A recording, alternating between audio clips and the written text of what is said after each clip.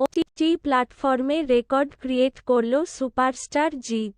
পরপর 3টি big OTT platform, Disney plus, Hotstar, Bongo BDN, Amazon Prime এ স্ট্রিম হবে সুপারস্টার জিতের রাবণ সিনেমাটি।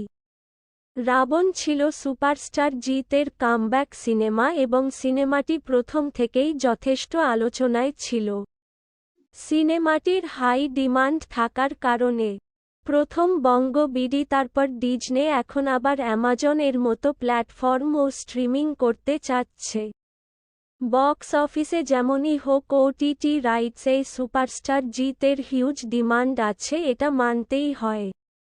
তবে উল্লেখ্য যে গত প্রায় 1 বছর আগে মানুষ ও চেঙ্গিস মুভির ওটিটি রাইটস এখনও বিক্রি হয়নি।